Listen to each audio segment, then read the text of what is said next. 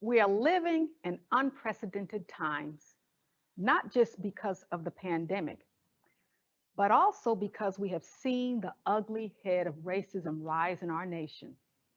Truly, it is America's constant curse. But we have reason to hope. Young, peaceful protesters all around the world are teaching us that it is not just enough to not be a racist. This generation is teaching us that we must engage in anti racist behaviors and practices. This series on anti racism is designed to encourage a national dialogue on how we engage in anti racist behaviors and practices when focusing on our teaching, our research, and our outreach to schools, communities, businesses, and industries. We will explore and discuss how we do so in a way that respects the communities we have the privilege of working with each and every day. It's prompted by the belief that Black and Brown lives matter as much as anyone else's life. Being anti racist is fighting against racism, drawing directly from the Smithsonian Institute's website on anti racism. Racism takes several forms and works most often with at least one other form to reinforce racist ideas, behavior, and policy. There are four types of racism: individual, interpersonal, institutional, and structural. Individual racism refers to the beliefs and actions of individuals that support or perpetuates racism in conscious and unconscious ways. The US cultural narrative about racism typically focuses on individual racism and fails to recognize systemic racism. Examples of individual racism include believing in the superiority of white people or telling a racist joke. The second form of racism is interpersonal racism, which occurs between individuals. These are public expressions of racism, often involving slurs, biases, or hateful words or actions. The third form of racism is institutional racism, which occurs in an organization. These are discriminatory treatments, unfair policies, or biased practices that result in inequitable outcomes for whites over people of color and extend considerably beyond prejudice. These institutional policies often never mention any racial group, but the intent is to create advantages. An example of institutional racism occurs in the public school system, in which most students are non white, but are taught by mostly white teachers who are not all anti racist. On the other hand, rich neighborhoods are more likely to have better teachers, less students and teachers of color, and more money for education. The fourth form of racism is structural racism. Structural racism is the overarching system of racial bias across institutions and society. These systems give privileges to white people, resulting in disadvantages to people of color. An example of structural racism is stereotyping all people of color as criminals. It is not enough to say you are not racist. You need to be anti racist. In the words of author Ibram Kendi, being anti racist is a radical choice in the face of history, requiring a radical reorientation of our consciousness. Being anti racist results from a conscious decision to make frequent, consistent, equitable choices daily. These choices require ongoing self-awareness and self-reflection as we move through life. Thank you for joining us for this afternoon session on anti-racism. Good afternoon, everyone. My name is Dr. Dwayne Bruce, and I am the Interim Assistant Director of Ohio University's Multicultural Center. And I'll be your moderator for today's discussion on the Black male experience, academic and professional worlds. This discussion, which focuses on the experience of Black men in the professional world, is the first of a 6-part series on anti-racism sponsored by the Ohio University Patton College of Education. As we get started, let me start by letting you know that today's event is being recorded, and a recording of this session will be live on the Patton College YouTube channel. Also, let me provide a few instructions for participation. First, we invite you to place any questions you may have for the panelists in the Q&A section in the chat, and we will get to as many questions as we have time for. Due to the limited time we have together today, we may not get to all your questions.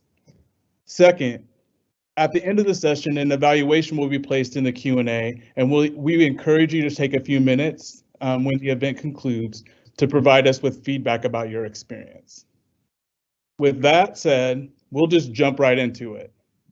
Our panelists for today's event are Dr. Akil Houston, Associate Professor in the College of Arts and Sciences, Mr. Lindsay Ladd, Director of the Patton College of Education Data Analytics and Academic Technology Center, Dr. Robert Murphy, Patton College of Education alumnus and administrator at the Columbus City Schools, Mr. Marcus Parham, Ohio University alumnus and Assistant Director of Ohio University's Career and Leadership Development Center, and Dr. Jason Rawls, Patton College of Education alumnus and intern coordinator for the Columbus City Schools.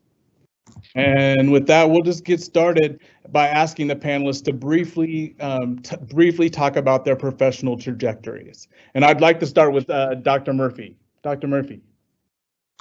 Good afternoon. I've been an educator for 44 years. Started out as a classroom teacher and coach, and went into administration as an assistant principal, district administrator, and working diligently to help young people be successful. Thank you, Dr. Murphy. Mr. Ladd is next. Thank you. Good afternoon, everybody. I have over 25 years of experience in program evaluation, research, data analytics, and administration in the field of education. Thank you. Next, we'll go to Mr. Parham. Good afternoon. Thank you for having me, and it's a pleasure to be on call. My career trajectory started as a proud 2-time Ohio University alumni.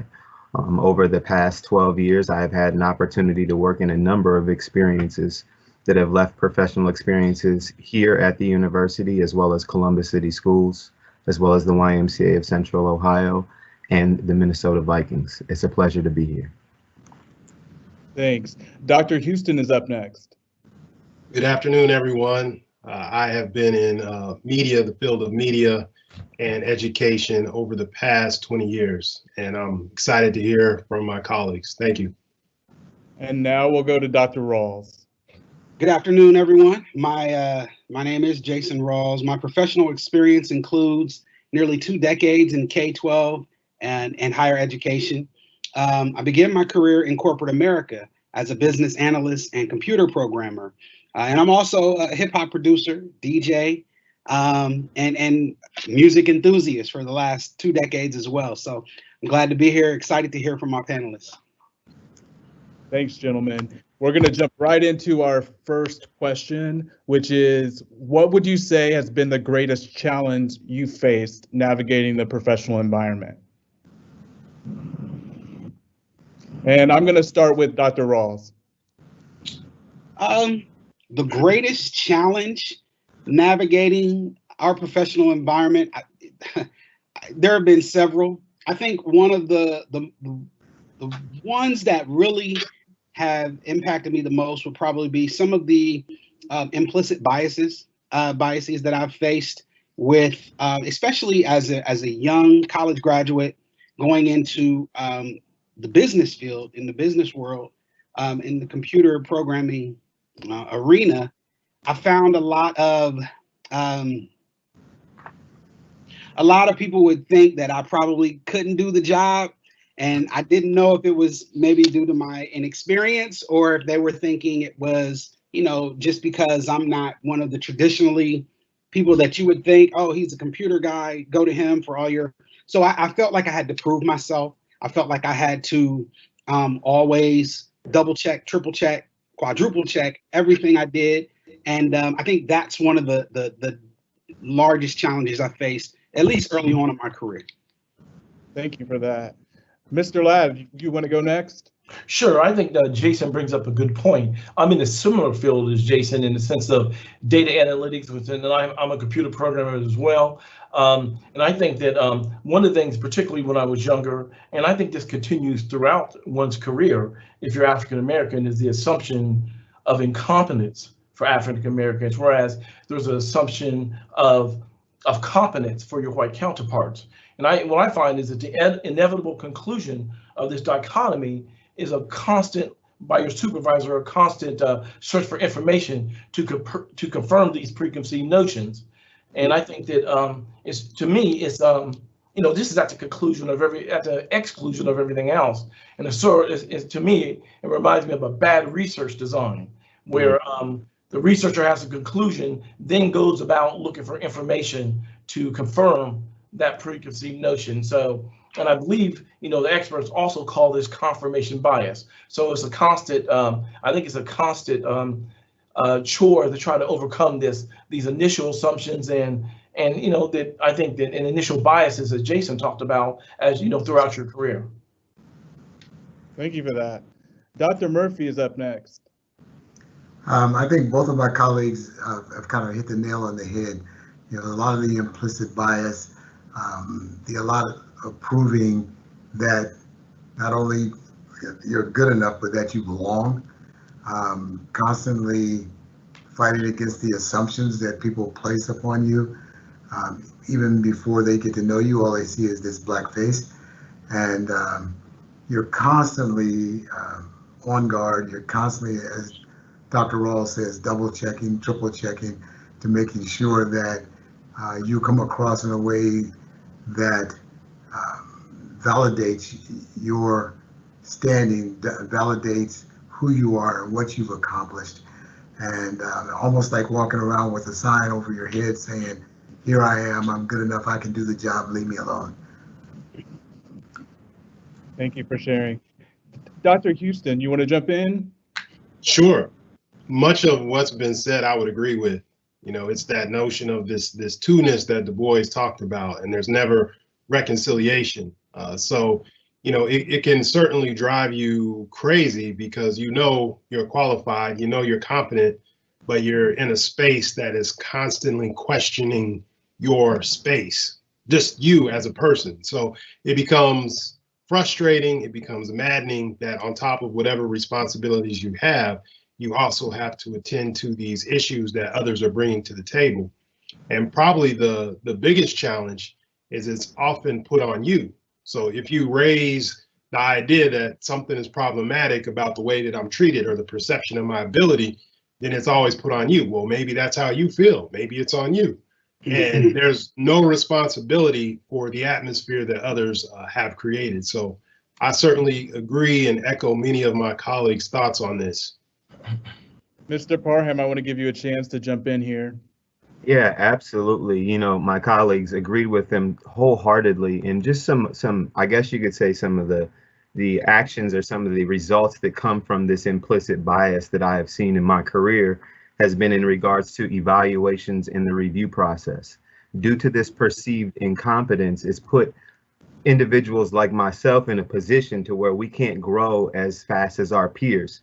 For example, I'll give a brief story in order to provide for this example, but in my prior, one of my prior organizations that I worked for, I came in at a director level status that was with my peers at that organization.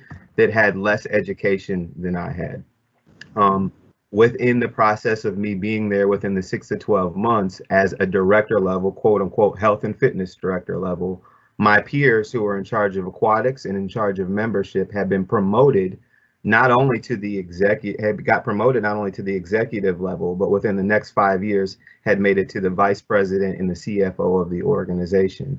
Meanwhile, we all started at the equal and the exact same level, but 5 years from there, I was still at the director level, and those individuals that I worked with had moved up with the organization and the executive level and beyond, despite the fact that our measurables were the same, if not equal, or if I had more workload, which is another thing that I would like to express is, one of the greater challenges as an African-American male is we have the challenge of taking on not only our professional workload, but also the workload of working with our peers and with the community in order to bridge these understandings of Black male leadership.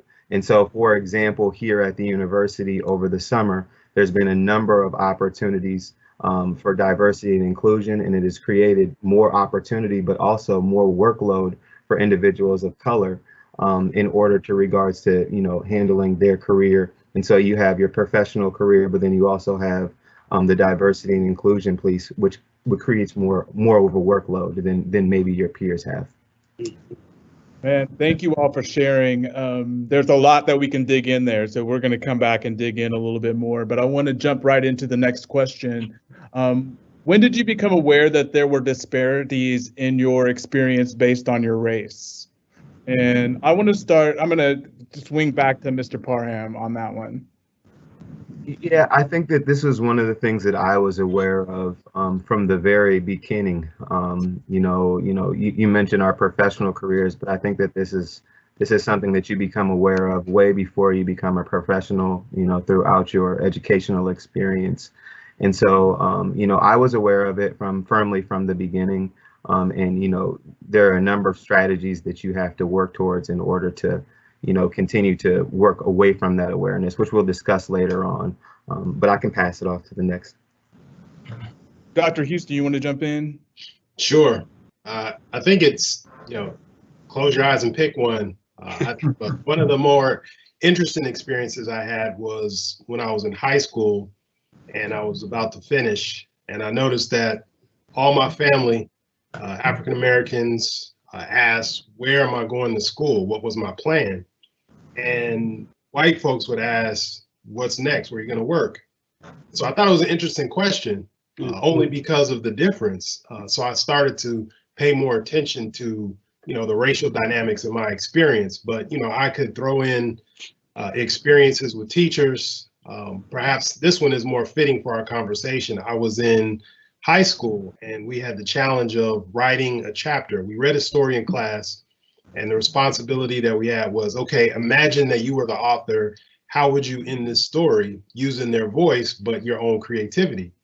So the teacher said he would read the ones he thought really did well in terms of meeting what he was asking for and showing some creativity. So one of the essays was mine. And so none of the other people got questioned like I got questioned. He asked, who helped me? And then there was a parent-teacher conference, and he proceeded to tell my mother that this was an assignment that I should work on by myself. And although parents are helpful, this wasn't an instance where it was helpful. So there are all these assumptions. And my mother just, flatly said, he's been writing for quite some time. He's written short stories since he was younger than this. Did you ask him about the story? And he just turned red and was like, I didn't even think about that. But there were all these assumptions based on what I look like. And I'm sure in his mind's eye, I didn't look like the student who was capable of that. So you learn often and early that there's going to be some difference based on, what you look like. Thank you for sharing that story. Mr. Ladd, what has been your experience with this? Well, my experience is not dissimilar from what my colleagues just spoke about. You learn at an early age about the differences between races. You learn about it in school, you learn about it in sports. I know a number of cases, for example, in sports, unless you're Superman on every play and every event, then you're going to be looked at less than your white counterparts. And so I grew up in a predominantly white community, and I know that even though sports is supposed to be a traditional meritocracy, I don't think it's right for example, for an African American to have to be Michael Jordan on every play, or that they're considered not contributing to the team. I remember when I was in high school, it was just an assumption that because I was an athlete that I wouldn't be in chemistry and physics, and but I was, and I was treated fine, but you could tell that there was a difference. There was a surprise that you were in these courses, and of course, without those courses, that wouldn't have given me the proper foundation to make it to where I am right now. Thank you for sharing your story. Mm-hmm. Dr. Murphy, I want to give you a chance to chime in. Yeah, very similar again to what my colleagues have said. My experience is a little bit different because I'm probably older than all of the rest of the panelists. I was a teenager in the early 60s. And so through the height of the civil rights movement, and I was told in high school that I was not smart enough to go to college by my guidance counselor. I wish he were alive today so I can show him my doctoral degree to let him know that I think I was smart enough to go to college. They told me I wasn't good enough to play college football. I played at the Ohio State University. And so again, all of these assumptions that are put upon you that people have about you, even without knowing who you are or what your capabilities are. Quick story, when I was a football coach, I had 6 assistants on my staff, 5 African American and 1 white gentleman. And invariably, before every game, the officials would come up to my white assistant coach and said, "Okay, are you the head coach?" And it almost became a joke amongst the staff. Is how many times are they going to make the assumption that the white gentleman out of these 7 coaches has to be the head coach because all the rest of them are black. And so again, fighting through those assumptions, and still maintaining any semblance of sanity is very difficult. Thank you for sharing that. Dr. Rawls, do you have anything to add? Of course, I definitely do. Listening to all my colleagues, I can say ditto and check to pretty much everything that they've said, but I'll keep my example very simple.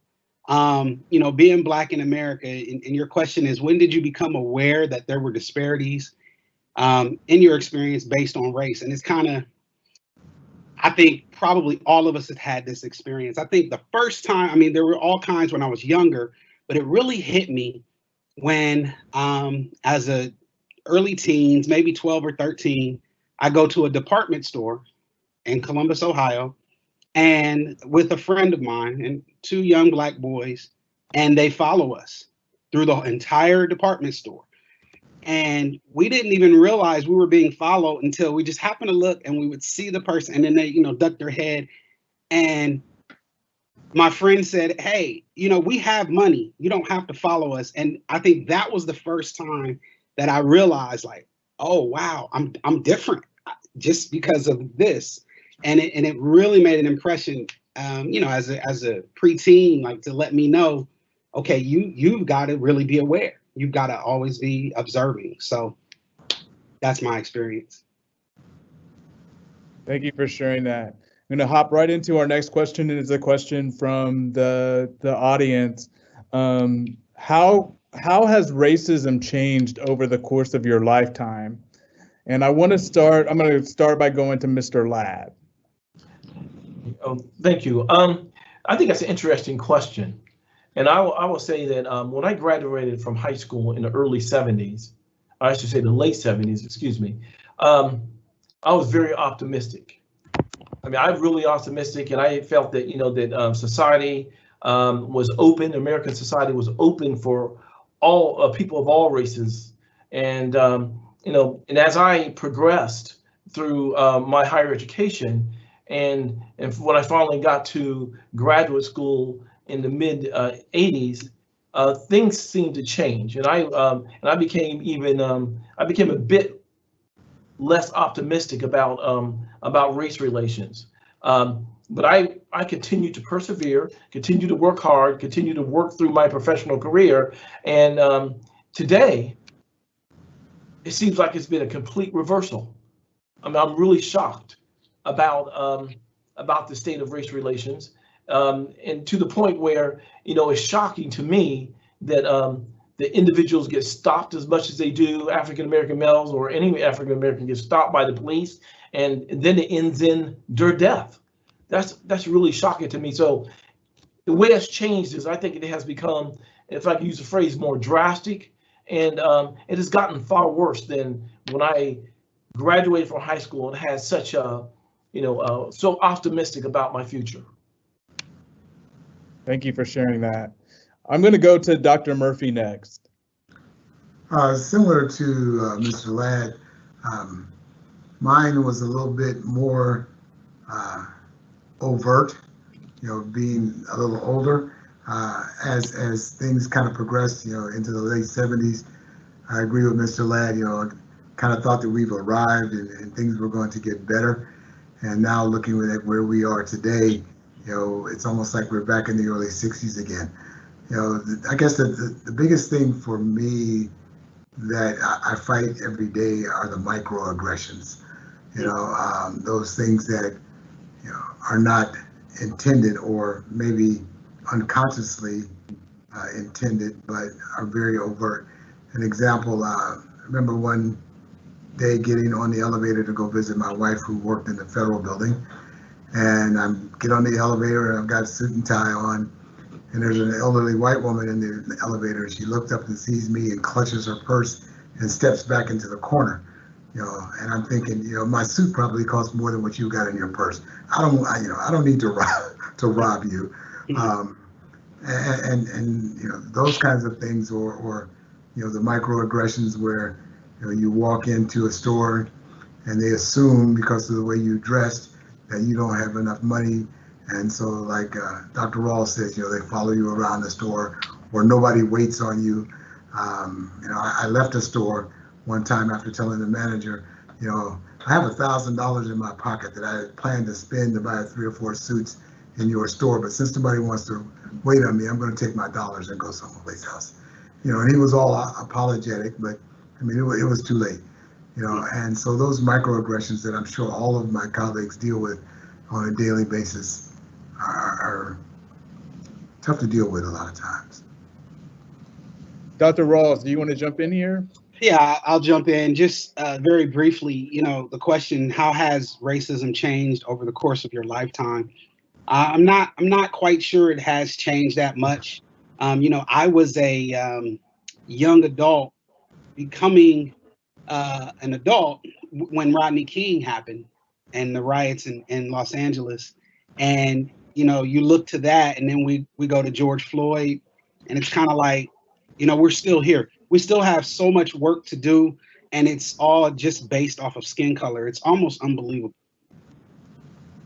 Mr. Parham.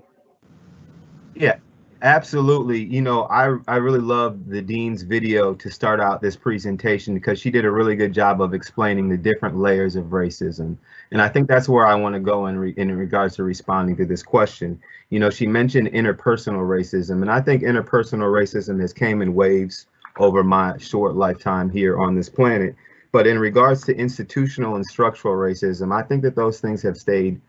They've stayed at a level that's allowed things to be exactly where some of my older peers and some of my mentors on this call have mentioned, where they're seeing the same things happen over and over again. And so I think one of the biggest challenges that we have is how can we continue to attack and restructure some of that institutional and some of that structural racism that is in place. Dr. Murphy mentioned, a key thing in regards to everyday life and those microaggressions. And microaggressions, a good phrase that I heard is microaggressions are like mosquito bites. Some of us get bit more than others. And so I think that that's very important to just kind of reflect on in regards to how this affects us in our everyday life. We are never I'm never mistaken, and this was something that, my peer said just last week. He said, I'm never mistaken on campus as a professor. And I want us to all reflect on that, you know what I mean? Because I think that that's a powerful sentiment in how our everyday life is set up here on campus. I want to swing back to Mr. Ladd real quick, because I think you have something to add. Yeah, I want to say that I think my colleagues may be right that the institutional racism and the other aspects of racism may in fact be about the same, which allow things to reveal themselves even more today. But I'll tell you the big difference that I see is the more overt type of racism that seemed to be a little bit more underneath the underneath the surface when I was growing up. And a prime example is that when I went to college, like all students, I went to fraternity parties. I partied a lot, and I drank, and there's times I became inebriated. And I would say at the time there's been a couple times where I actually drove a short distance. I would never do that today.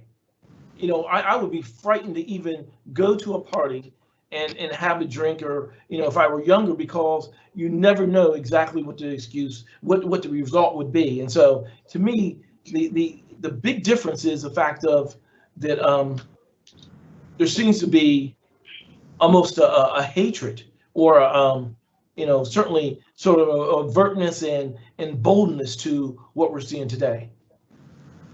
Thank you all. I want to swing to Dr. Houston, but I'm going to go to the next question, and this is a question from our audience. Does the stereotype of the aggressive, violent Black man impact your daily lives as a professional? That's a good question. Right now, because of COVID, I'm in the house, so I'm pretty much good. But I think that really speaks to the degree of the problem, that the only way you don't have an issue is if you stay at home. So even if you go to the store, walk around the block, it becomes a problem. And I think we are deluding ourselves to some degree to think because, Black people and other folks are getting married, less melanated folks, white people, that somehow that changes the dynamic. But that stereotype threat is still present. It's funneled through mainstream media in many instances. And under the guise of entertainment, it is socializing us to accept the norm that Black men are predatory, Black men are dangerous. They're always a threat. And so it's not a coincidence that we've seen a number of victims of police violence. And what preceded the violence is always this idea that that thing, that man, air quotes, was going to attack me, or I was in danger, or I was in fear for my life. So I had to do something first. And it doesn't matter if it's a child, if it's an adult, if it's someone who has disabilities. It's just the idea that this person with Black skin is going to harm me. So, in terms of my everyday encounters, right now, no. But when I'm on campus, when I'm moving about, there are these ideas about potential violence. And I always have found that interesting, that there aren't other communities who have that association with them. So it becomes problematic because, as some of the panelists have already alluded to, you have this script in your head that is asking, was that racist? And sometimes it may not be. The person could just not understand, but other times it is. But the fact that you have to go through this mental exercise constantly, psychologically, it wears on you, and it produces long-term trauma. Because you're always asking yourself, no, wait a minute, did that just happen? Wait, what? So it's just one of those experiences that I think on a day-to-day, it depends on your environment. For me, I'm at a college environment, and one would assume that, people there are interested in higher learning and life of the mind, so to speak. But in some instances, our letters behind our names really disguise, what's in our hearts and minds. So yes, the short answer is yes, it does impact my day-to-day life, but it's a matter of degrees, I would say. Dr. Murphy, do you want to jump in here? Yeah, I agree wholeheartedly with Dr. Houston. One of the things that we all struggle with is that balance of trying to slay the perception of being the angry black man. You know, when you're slighted or when you face racism, then you've got to run through the Rolodex in your head of, okay, now how am I going to handle this situation? Because if I don't handle it correctly, I may end up dead. You know, and I could be justifiably angry at something that was done to me, but if I react in an angry manner, I may get the opposite result of what I wanted and end up still being in more trouble or, you know, make things worse. So again, it's that dichotomy of thought that we constantly struggle with. You know, how do I handle these situations? I think one of the greatest things that has helped me throughout my life, that and I tell young people this all the time when I work with them, is that there are only three things in this life that you can control. That's what you think, what you say, and what you do. You can't control what anybody else does, but you can control those three things. And those are the three things that constantly go through my mind when I am faced with some of these situations. Okay, now, again, how am I going to react? You know, am I going to let my emotions get the best of me here? Or am I going to stay in character and stay focused and continue to be the man that I need to be so I can accomplish the things that I want to accomplish? Mr. Parham, you want to weigh in here? Yeah, absolutely. You know, thanks, Dr. Murphy, for mentioning that, you know, and he mentioned the idea of carrying that perspective of the angry black man and how I have to alter myself every day, whether it's my tone or whether the way I'm carrying myself in order to allow others around me to feel more comfortable around me. And so at times I feel like, you know, my tone or the way that I speak at work may not even be reflective of how I'm feeling at that time. Then also, you know, Dr. Houston mentioned the idea and concept of avoiding trauma. And I think this is something that we want to reflect on, and I want everybody to reflect on this call, because that's what we live our whole lives like, attempting to avoid these pitfalls and these traumas that can potentially change our lives in the matter of 30 seconds. And so in the perspective of that, I'll tell this story. You know, as a first generation college graduate, you know, who found a play to establish himself, one of the very first purchases that I bought for myself was a very shiny red Lexus ES 356. And I was very proud of this car at the time as a young man. And I will say, you know, it was one of those things, that the idea that it was like a status thing for me at that time as a young man. And when I took this job back here at the university, you know, one of the very first things that I did was I immediately knew that I had to sell my red Lexus in order to put myself in a situation to be comfortable and to be safe living in this environment. And so currently right now, I'm driving a black Ford, so I can feel comfortable and fit in and be safe and avoid these trauma and these dangerous situations that we might find ourselves in, despite all of the work and all the professional work that we've done to get ourselves to this point. Thank you.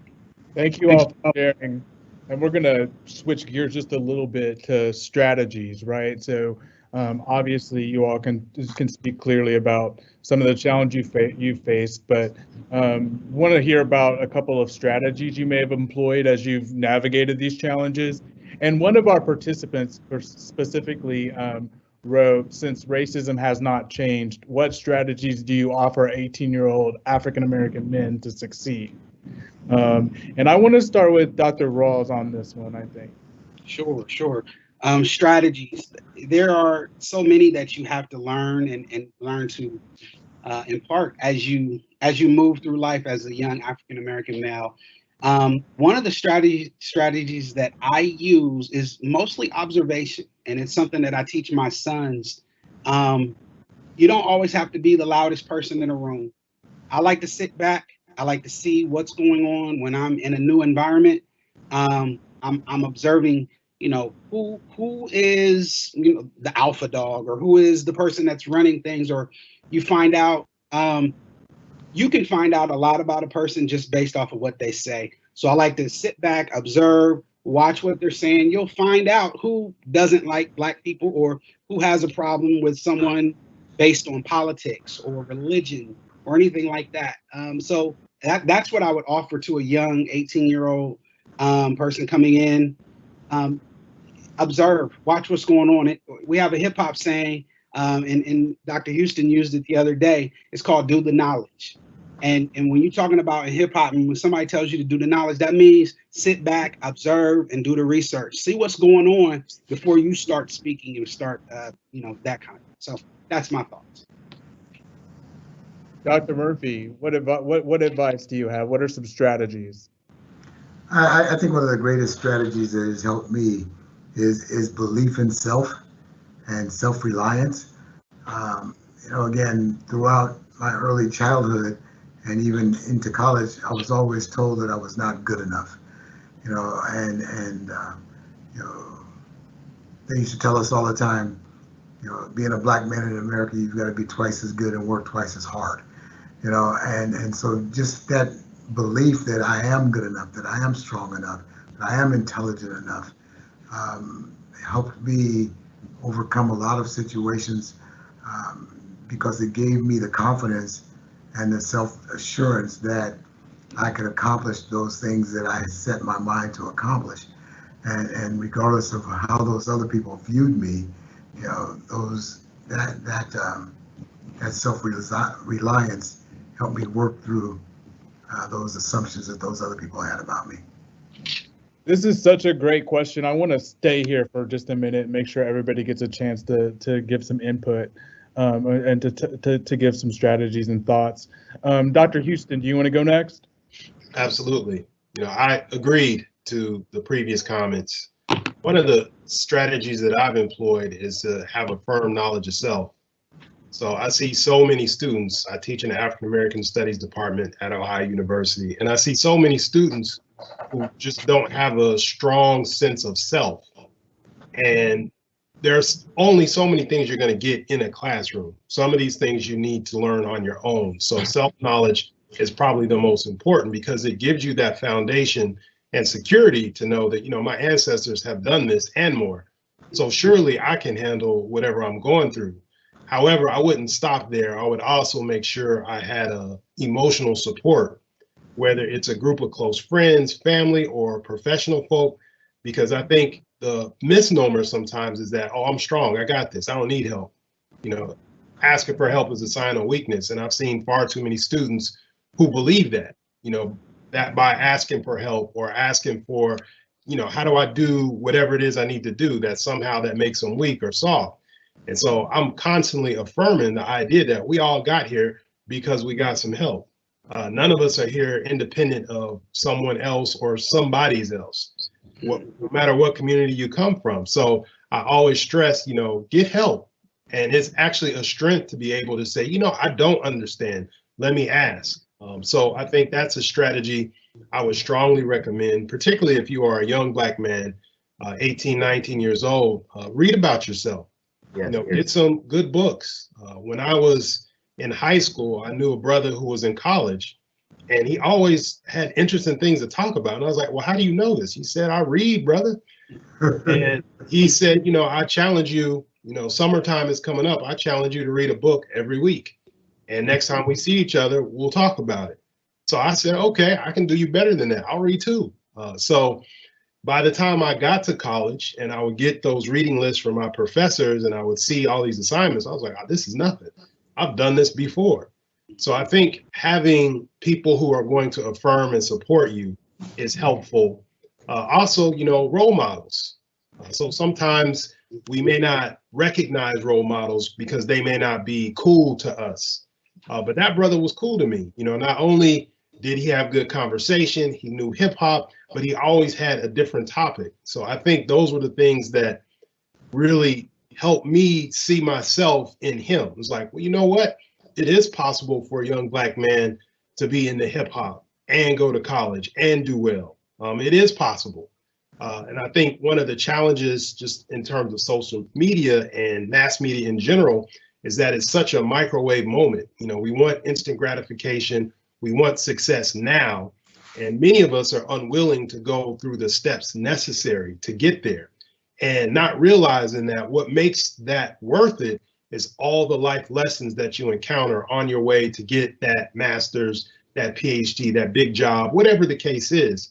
So I think be willing to be a soldier before you say, I'm the general. And I know that we hear so many stories about quote unquote overnight successes, when in fact, many of these people have worked years at their craft. You know, using the late great Chadwick Boseman as an example, you know, this is a brother who brought us James Brown, Marshall, Jackie Robinson, and T'Challa from Black Panther, but he didn't start out doing that. He had smaller parts and he worked his way up. And I think that over time, he developed his craft. You could say the same for Cicely Tyson. You could say the same for other actors and people in other areas. You know, you don't start out at the top mastering everything. So I think, you know, learning to be humble, and as, you know, Dr. Rawls alluded to earlier, do the knowledge, see what's working. Sometimes if you're observant, you see so many things that you may not see if you come in trying to run the show and you don't have a lot of information yet. And, you know, one last thing I'll say, just in terms of how racism works, when you have a good understanding of historical experience, nothing surprises you. No. So if you're aware of how race has transpired, the racial contract, as Charles Mills put it, nothing is surprising. And so you're better prepared to deal with some of the things that are happening. Emotionally, again, I keep going back to this, having some support. Many of us Black men don't have built-in systems sometimes to talk, to work through feelings, to cry if we need to cry, to emote. So I think those are some things that we have to begin to do to deal with some of the psychological and emotional things that happen on a day-to-day. Thanks. Mr. Parham, do you want to weigh in? Yeah, and I couldn't provide a more holistic response. If you know, I appreciate Dr. Houston for that, because he really covered everything that I wanted to touch on. But I do want to provide a few more key steps to that, just to give an example of what he's saying. You know, he mentioned mentorship. You know, of the gentlemen that are on this call, every single one of them will tell you that I have reached out to them, you know, in regards of attempting to build a relationship or to build a connection in order for me to continue to grow my professional scope. And so, you know, it's taking that active approach, young men, young Black men, to making sure that you are reaching out to get that mentorship that you need. And again, they're there for you. There may not be a lot. You know, a second thing that I would like to just add on top of, like he said, the mentorship, the knowledge of self is incredibly important. You know, if I could just add one more perspective on that helped me, because I know a lot of my young Black men are athletes, or were athletes at one point in time. Is you know, coming from the realm of an athlete, I want to say, you know, play school like you play football. That's my motto, and that's my advice that I often say to individuals, because I realized that the moment that I started to visualize my education like I visualized football, it took me to a different perspective, i.e. first person. When your coach is talking, you got your eyes on him. You're the first one at practice. You're the first one in sprints. You're the first one to do everything that you've done when it comes to football, or when it comes to your sport or your craft or basketball. That's the same perspective that you need to take to the school. All right. And then when you take that perspective to school, you take that same perspective to life. All right. And so you hear the other gentlemen on this call and myself discuss some of the unique challenges that we have as African-American males.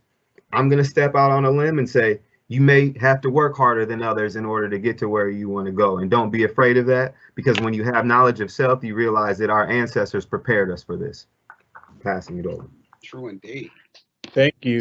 Mr. Ladd, bring us home with this question. Okay, I agree with everything that each of my colleagues said, and what Marcus talked about in terms of sports just brings home an example that that I used to tell my son, who played soccer. He played soccer at Louisville, one of the best soccer schools in the nation. And I used to tell him, when he actually decided to switch to academics, I said, what you have to do, Austin, is work on your academics in the same way that you worked on your foot skills. You got to put in the same type of dedication, the same time. Now, what I would say in terms of strategies, in terms of the strategies I use, was like everybody, like a couple of my colleagues said on this panel, is you have to be willing to work hard. You have to be willing to work harder than anybody else. As Dr. Murphy said, when I grew up, my parents and everybody else I knew said that you have to be twice as good in order to be considered equal. So, you know, so when I entered a professional organization, I worked harder than everybody else. I had a growth mindset. My growth mindset was that I want to learn something new every day. And you have to be willing to take on more projects, and you have to be able to take on more work in order to me, the way my strategy was to stand out. And you have to expect to be a leader. I mean, you shouldn't enter an organization, and continue to grow, work harder, and you should expect to be a leader in that organization someday. And if not, you should vote with your feet. Yeah. That means you should seek employment elsewhere, because there's no reason for you not to enter an organization and be expected, just like your white counterparts, someday to be a leader of that organization. Thank you. But I want to add one more thing that is similar to what the Patton College says. The Patton College said, we are, what do they say? We're here to lead. And so I think that every individual should be, if that's what they want to do, they should be prepared to lead. They should be called to lead. We are called to lead here at the Patton College. Thank you. Thank you, Mr. Ladd. Thank you, Mr. Ladd. I want to jump right into the next question, and I want to keep on this idea of strategies for a minute. And one of the audience members asked about being authentic, and specifically about what is the difference between authentic representation and tokenism, and how to stay authentic and not fall into that being the token. And I want to go to Dr. Rawls on this one first. Okay, and that's kind of why I asked you about that, from whose vantage point. So if you're talking about from a young Black male trying to stay authentic to who you are, and not falling into the you feel like a token type thing, I think this is all, for me, I put everything in hip hop terms because I'm a hip hop guy, right? So, we talked about doing the knowledge and knowledge of self. And if you have those things, if you have knowledge of self, then you know who you are and you know where you want to go. And you understand that other people may not understand you. They may not get where you're coming from. And that's actually okay. But, you may have to make some changes. We talked about something called code switching. You may have to watch what's going on. As I mentioned before, you have to observe. But being authentic, your authentic self, is another hip hop term that we used to say keeping it real. And now the young people say keep it 100 or 100, right? You have to still do what's true for you. And I think that's one of the most important things. And that's another strategy that we can add is doing what's real to you, doing what's going to keep it 100 for you. Now, you may have to make some adjustments along the way. You may have to observe and see what other people are doing, but you have to be your authentic self. Thank you. Dr. Murphy. And Dr. Rawls is 100% correct. When we start talking about strategies, one of the things that I mentioned first and foremost was belief in self and self-reliance. You can't let other people put parameters around your choices. If I'm true to myself, I make choices that's going to be best for me and my family, and for those people who I interface with, or those people who rely upon me in the school setting or in the professional setting. And I used to tell my students all the time when I was a high school principal that represent us well when you go out there, because when people see you, they're going to make assumptions about who and what we are based upon what you do. And I, as the principal of the school, have to also live by that model. If I decide to take Mr. Ladd's example of earlier of going to a party and having too many things to drink, and I get pulled over for drunk driving, it's not going to say Bob Murphy got pulled over for drunk driving. It's going to say principal of XYZ school. Okay, so I've always got to be cognizant of how what I do and what I say not only affects me, but also affects those people who I influence.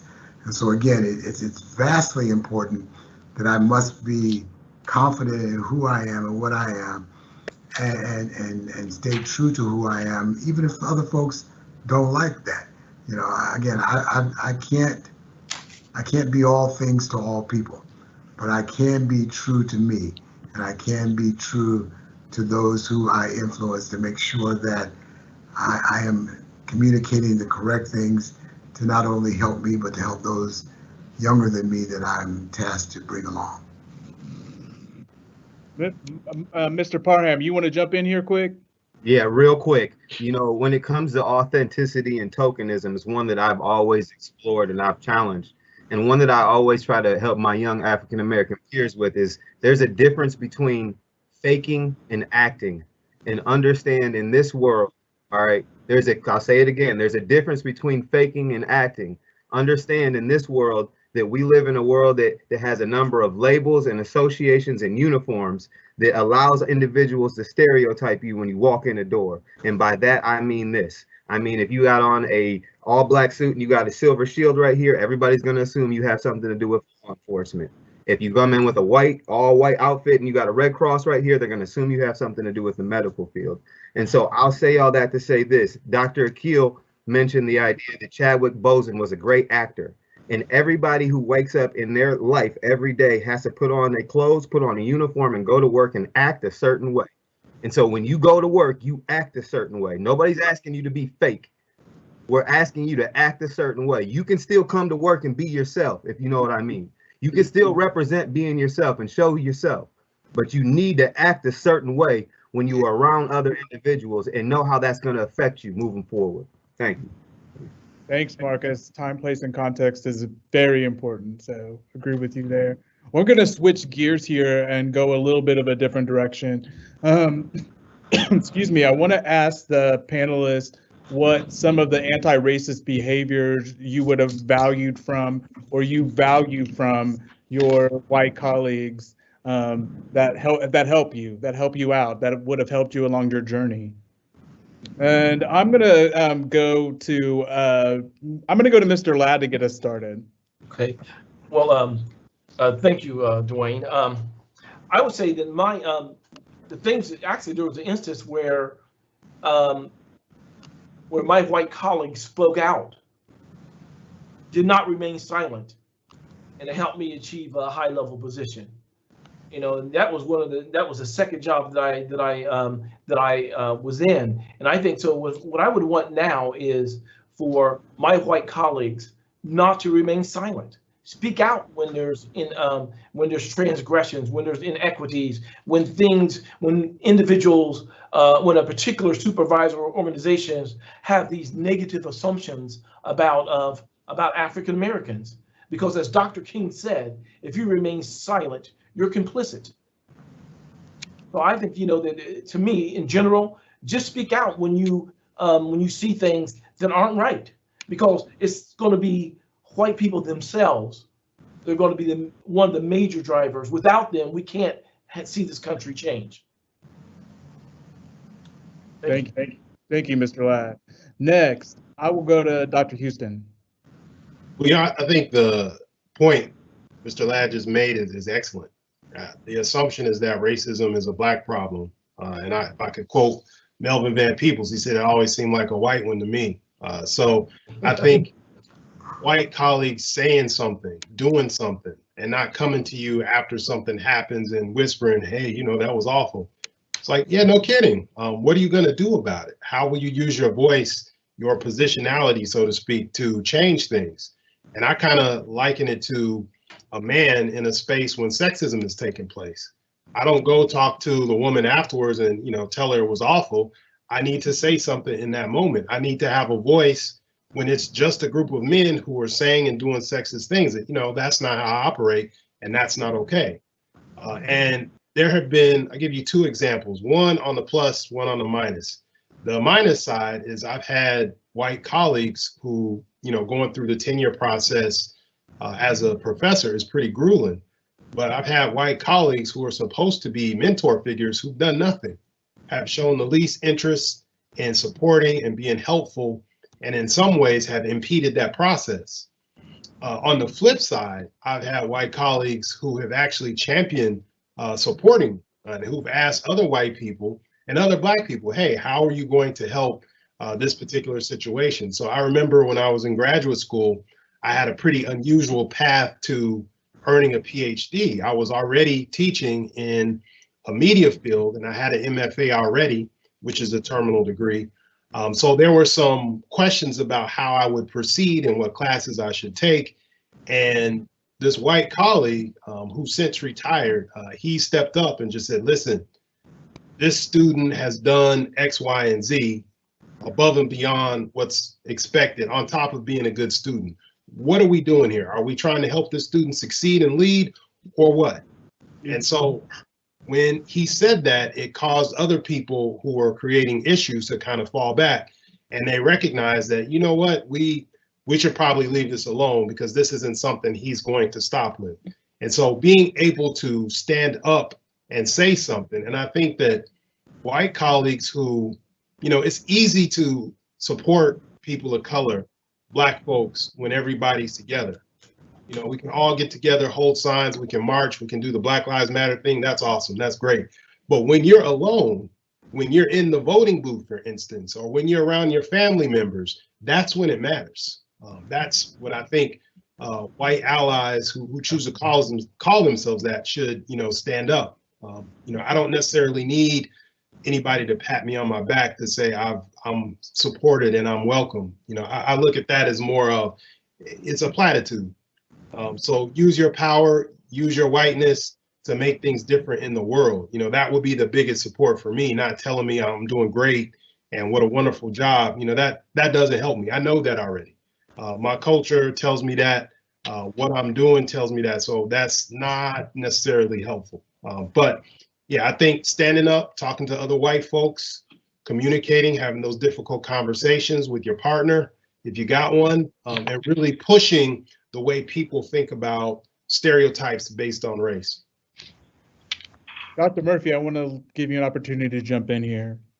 I don't think I could add much more to what Dr. Houston said. You know, I think that's one of the greatest things that white people can do is to be a voice. You know, to speak up, to do what Dr. King said. You know, don't judge me by the color of my skin, but by the content of my character. You know, and be able to defend us to your white colleagues when they come off the cuff with disrespectful comments or, you know, implicit bias. You know, be a voice for us. Be a voice, like Dr. Houston said, at the ballot box. Be a voice amongst your colleagues. Be a voice that's going to do the anti-racist piece and not be silent. We kind of rolled into our next question, and that next question is, what mistakes do you think white allies make, and what advice do you have for correcting them? And this is a question from our audience members. I want to swing this over to Mr. Parham. Yeah, absolutely. And I could add this one in and tie it in with the last question as well. You know, in regards to, you know, what's some new steps that you can take moving forward. I think one of the biggest things that we can do, or that you can do as an ally, is you can first, you know, Dr. Akil mentioned it, educate yourselves, but second, educate your children. You know, I'm going to say it and I'll say it again, really educate your children. You know, I realize that we've all been in a place where we've seen ups and downs with this, but I would like to be confident in saying that I can see that change in my daughter's eyes. And so I would like to challenge others to, you know, continue. And one of the things I've always appreciated, those allies that continue to educate their children as well as themselves. You know, the second thing that I think that I want to make sure that I express is, you know, you mentioned the idea and concept. I'm hearing it all the times from my colleagues here at the university. What can I do? What can I do? You know, I feel like we all are in a position here at the university to either be a hiring supervisor. You're either a hiring supervisor, or you are impacting, or you have influence over somebody who is a hiring supervisor. And so an action step that you can do is hire somebody who doesn't look like you. Hire somebody who looks different from you look. Hire somebody of color. Another thing that people of the strategy that can be taken is to, you know, really have those conversations with those individuals, those cross-cultural conversations and connections. You know, talk to your Black friend and challenge yourself. If you don't have friends of color, to really take those next steps to building those bridges, to have those friends of color, to have these unique conversations, to gain more understanding. I don't know if that answered your question, but I do want to pass it along. Mr. Ladd, what advice do you have for white allies? Well, I think that as Marcus talked about it very well, I think he hit all the points, but I would just echo what he says is that, first of all, as I spoke about before, just speak out, continue to speak out and be honest about the situations that you encounter. And I think that Marcus hit one thing that in terms of corporate America is that if you do look at organizations and who lead them, you would find that they tend to hire people who look like them, who they're most familiar with. And simply because we live in such a segregated society, most likely, white hiring managers, white supervisors are going to hire their white friends or individuals who look like them. And so I think the fact is you got to stretch yourself. I think employers have to stretch themselves and get rid of, jettison the assumption that blacks are incompetent. Stretch yourself and hire somebody that doesn't look like you, because I hear all the time, well, we couldn't find anybody who's qualified. Well, I just don't believe that, because I think that you need to hire somebody. You need to stretch yourself and hire somebody who's different from you, because as we know, diversity leads to a better leads to the organization functioning much better, leads to better solutions. So embrace multiculturalism, and I think this whole society will be better as a result. Thank you. Dr. Rawls, do you have anything to add? I'll be very brief. I'm just, first of all, blown away by my colleagues. This is a great discussion, and it's needed. I think everything that they've all said applies, when you're talking to white allies and people who are sympathetic to what is going on. I think Akil hit it best when he said, use your whiteness to speak out against stereotypes. I mean, that just hits it right on the head. Be authentic. And I think one of the most important things, and this is what I was going to say even before Mr. Parham said, teach your kids. See, the thing is, this is not new. This is not a new problem. Racism is learned. It's taught. It's kids pick it up from parents who are racist. I mean, so it doesn't, implicit biases are picked up, as a youth when you're young. So if you teach your kids like, hey, this is not how we're going to be, you make that change with your young people, then hopefully they make the change with their kids, and we do get some type of progression. And as we're moving through, it looks as though we have a few more minutes left and probably get in a couple of more questions, but want to move to takeaways. I want to ask the panelists what's next. Particularly, a couple of questions have had to do with: do you think racism will become non-existent at some point in the future? Do you think media representation of African American men has improved during your lifetime? And so where do we go from here, I guess, is kind of where we're headed with the conversation. And I'm gonna go swing this to Dr. Houston to get us started in the where do we go from here piece. I like that. It's a title of one of King's last works. I think the suggestions that have been laid out are great.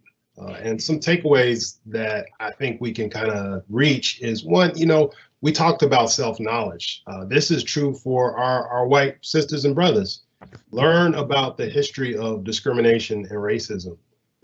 Not so much. I think we're at a point now where we have moved away from critical conversations and people are in their silos. Either you're with me or against me. And it's difficult to learn new things from those spaces. So I think we have to be willing to have conversations and avoid a lot of the anti-intellectualism that's pervasive in our political environment. It's me against them, or either you're with us or you're against us. And it's like, critical thinkers don't operate like that. And if we want to find some realistic solutions, we have to be able to sit down at a table. And it's getting to the point that it's not even political ideology, it's common sense. And to be able to understand the history of exploitation, what people are talking about, I think that's a great moment for all of us to kind of take a part in. And then, if I could, I remember Lorraine Hansberry once saying this. She said, we don't need American liberals. We need radicals, people who want to change the system. So she was talking specifically about white allies during the Black Power movement. And so she's like, we don't need that. We need people who actually say, you know what, I'm invested in structural change. We can't continue to paint over the cracks. We're going to have to fix the wall. We're going to have to patch the drywall, maybe even replace it. We're beyond that point. And so I think part of the work is in, getting a number of our white allies to be radicals, to change the conversation, and to do the small things in their own life. I think talking to their children and relearning things that you think you already knew. For instance, what is it that you know about the United States of America and its founding? What is it that you know about the different ethnicities who worked to make this country what it is? It may mean we have to shift the way we think about things. And the other thing that I was going to say is, particularly at a university environment, a number of our key decision makers, I hope that they truly reflect on their own whiteness, not just responding to, okay, let's put this fire out, let's get these panels organized, let's appoint this, let's do that. Okay, that's done. This has to be what we do. When we educate folks in our classrooms, that's not just for a semester, that's what we do. And so I think that has to be part of our everyday experience. There are folks who are in the nutrition and, weightlifting industry, and they'll tell you that you can go to the gym and you can work out all day. But if you leave the gym and you have poor eating habits, if you don't sleep very, very much, that's not going to matter. And so sometimes our approach to these conversations are like, well, let's go to the gym for an hour and let's lift the heaviest weights, and now we're done. And no one's really thinking, I shouldn't say no one, not enough people are thinking long term. Let's make this a lifestyle where we eat better, where we do things that are going to help us over the long haul. So when it comes to, white folks, particularly at a college, in a college environment, university environment, those are the things that need to take place. If you're in a department where you have Black folks, folks of color who've been there longer than anybody, put them in places of leadership. I can speak frankly, I'm in a department where, sometimes that's not always the case. You can be the most qualified, you can have the most experience and still not be considered for leadership. Whereas other folks, their sort of qualification is that they're not you, if that makes sense. So I think we have to begin to think about those practices. And then when we're hiring Black people and folks of color, give them the same opportunity you would your friend.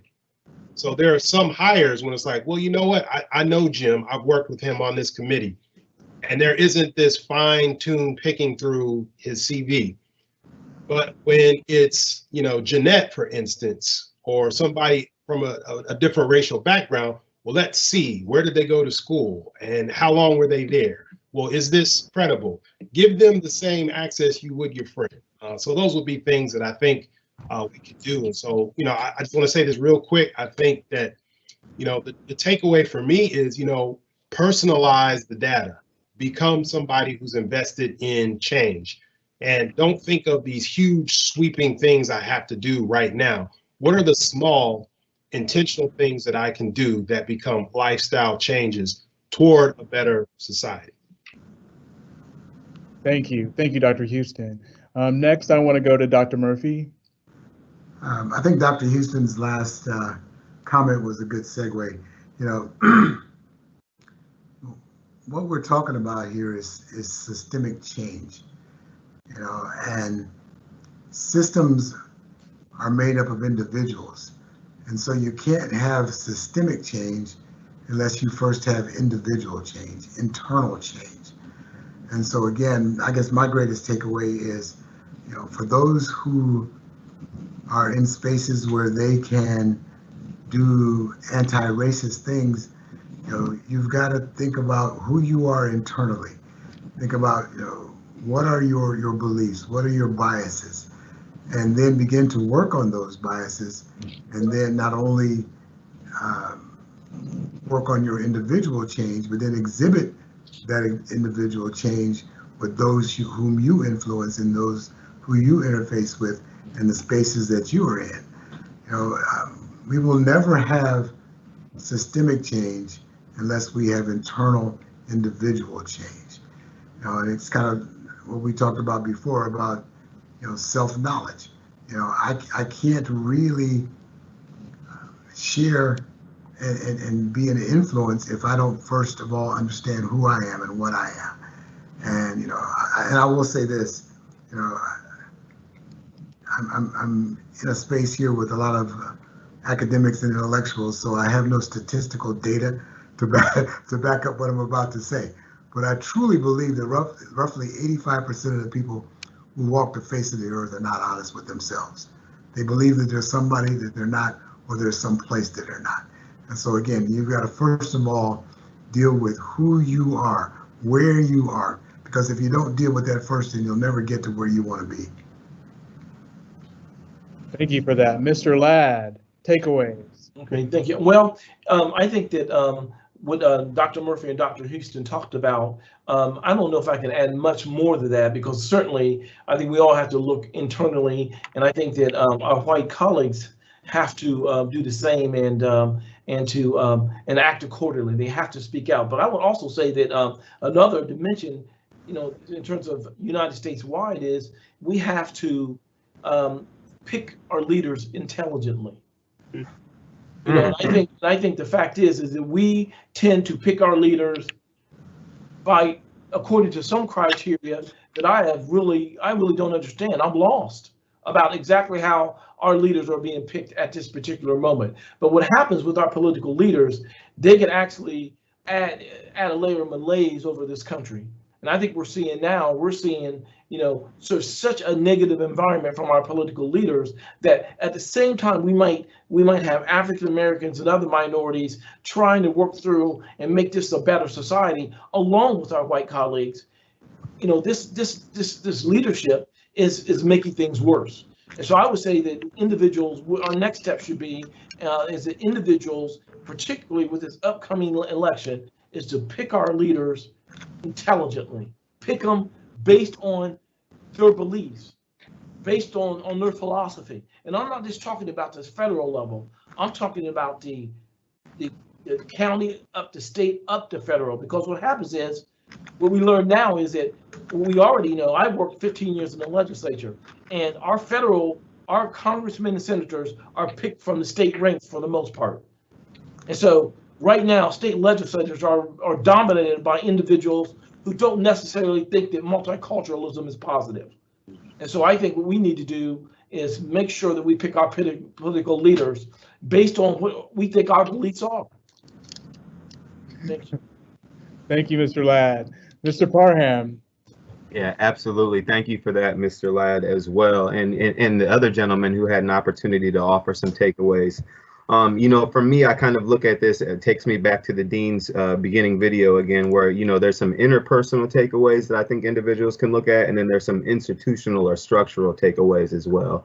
And I think in regards to the institutional and the structural takeaways, I think for myself, I realized that real change moving forward is going to come through education and legislation. And so, Dr. Houston mentioned the idea, that for all of us, we need to continue to educate ourselves. I'm going to offer up the idea and concept that we need to look at the curriculum in which that we are teaching our children and think about how we can use education and legislation in order to redevelop that curriculum, so we're not consistently through the next generations always having this conversation on how we have to re-educate ourselves in order to develop this change. I think we start there on one end, and then on the interpersonal side, just some takeaways that I think would be good to know would be, for some of our colleagues or some of our peers or some of our allies, work through your implicit bias. Never be afraid to speak out. Be authentic. Teach your children. Consider to challenge yourselves in regards to your own friends, those cross-cultural connections that you have, and hire somebody who does not look like you. Use your power and your privilege to actually hire somebody. And then finally, for my young black men who may be listening, become the leader. Become that leader. You know, Dr. Lindsay talked about, you know, we need to pick a new leader moving forward. I'm going to challenge us as a representative from the Career and Leadership Development Center. I firmly believe in leadership, and I'm going to say become that next leader. We're here to help you develop that next generation, and we want to see the next generation become these leaders. Again, I'll take you back to the same thing I said before as a takeaway from my young black men. Play school like you play football. Play life like you play football. Maybe you're not a football guy or an athlete, then play school like you play Fortnite. Play school like you play video games then. Play it like you play Grand Theft Auto. At the end of the day, what I'm saying is I see the effort that you put in to make sure that you do not fail in those games or in that sport. And I want you to take that same perspective towards school and towards life. Those are my takeaways. Thank you. Dr. Rawls, bring us home. Yeah, this has been great. You know, for me, all of these takeaways have been incredible. And I'm reminded of a question that I saw in the Q&A. So I kind of want to wrap around that to bring it to my takeaway. Someone asked, what can colleagues and allies do in the classroom or that kind of thing, or what can professors do and that type of thing. And I don't want to leave it at professors. I want this is for anybody. If you're a coach, if you're a community leader, if you're anywhere and you work with people from other cultures, and I'll say that, not just Black, but just period, you know, use your power, your whiteness that we talked about earlier to create real change.